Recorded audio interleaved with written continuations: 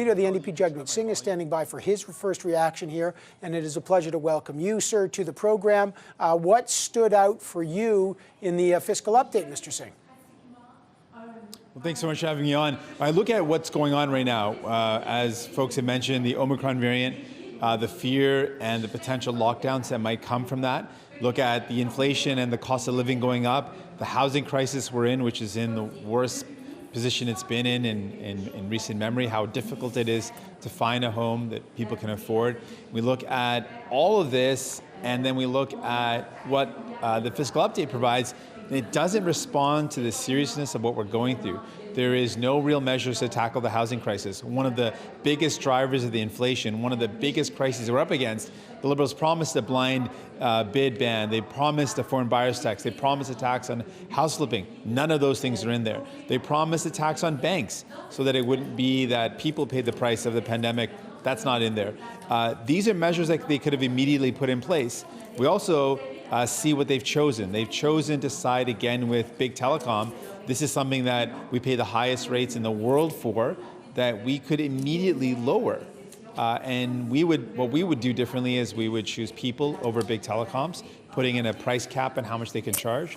We would choose people over big pharmaceuticals and move forward on pharmacare to make life more affordable for people. And we would choose people over those that are profiting off of the housing market by putting in place those measures that would actually cool the market and help people find a place to call home. So really, it doesn't respond to the crisis that people are going through.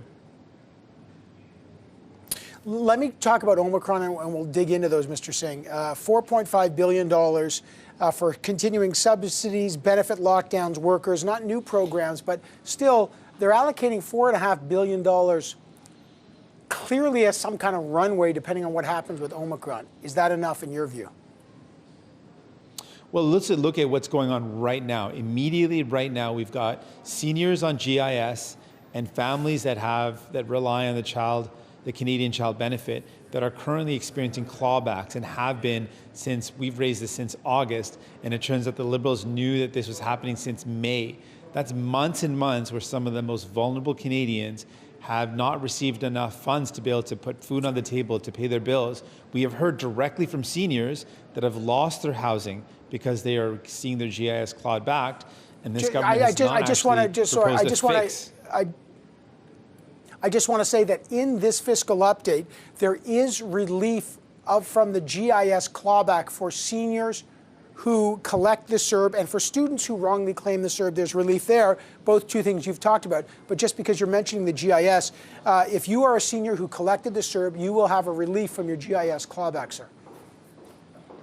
Well, let's be clear. This is months and months. We knew this was happening in May. Seniors have already lost help, and the promise is to a one-time payment in the future. Evan, these are people that have lost the money that they need to put food on the table for months and months. And in the fiscal update, their plan is to give a one-time payment sometime in the future. How does that respond to the urgency of the crisis that these seniors and these families are going through with a promise to give a one-time payment sometime in the future? That's not responding to the urgency of the crisis at all. And while I note that they did put the promise in and we fought for them to fix it, that is not responding to how serious things are for those folks. And for Omicron, this government just cut the help to people. They just cut the help that people need when we could be back in lockdowns. And this is why we said, don't cut the help that people might need. We're still in the pandemic. And sadly, the Omicron variant looks like it might be amongst the worst of what we've been through throughout this whole pandemic.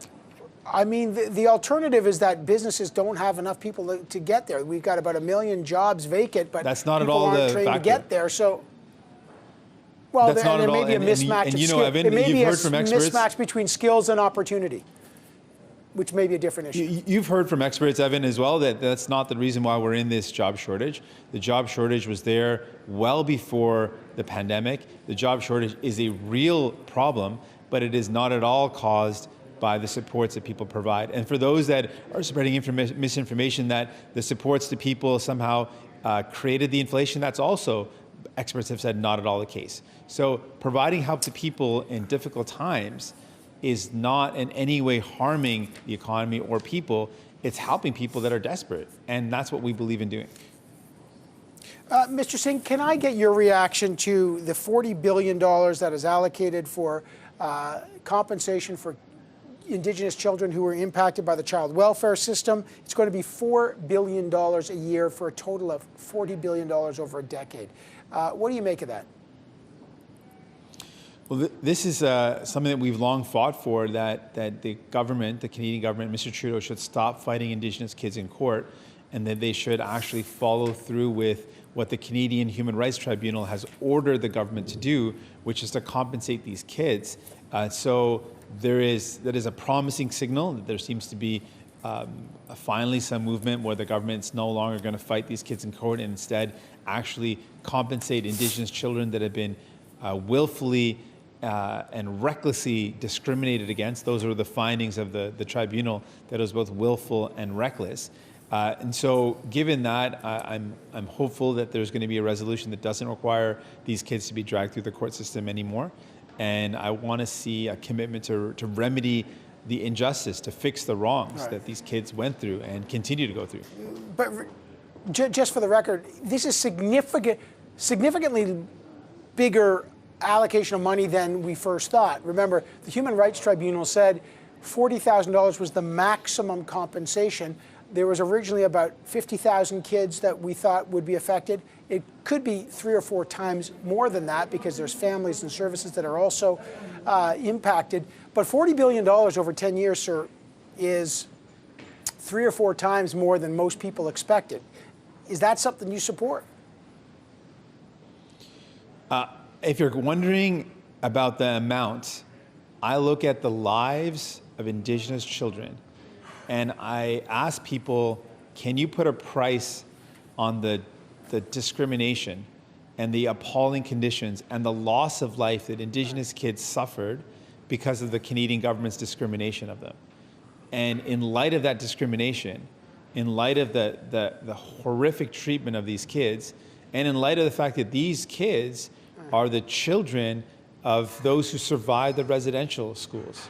So there is, to me, no way you can cost out the life of a child and the discrimination they face. Sir, to be fair, and this is only the result. Minimize that. This is only the result of decades of discrimination, and clearly in the rulings, the federal government's desire to fight these kids in court cost more than actually compensating, and that if efforts were made years ago, when the government first took office, when Mr. Trudeau first took office, we wouldn't be in this situation. Okay, but to be fair, and again, far be it from me to try to, in any case, put some kind of number on someone's personal pain, but that's what the justice system has done. We can only work with what they're doing. The Canadian Human Rights Tribunal said the maximum we put on it is $40,000. Politicians in the end have to put some kind of compensatory package. The justice system does that for pain and suffering all the time. So I'm not trying to minimize it, but you're a lawyer and you appreciate that there's got to be a number. And I'm asking you a straight question. Is the $40 billion over 10 years something you can support? Because it's significantly more than the first numbers that the Human Rights Tribunal allocated on this.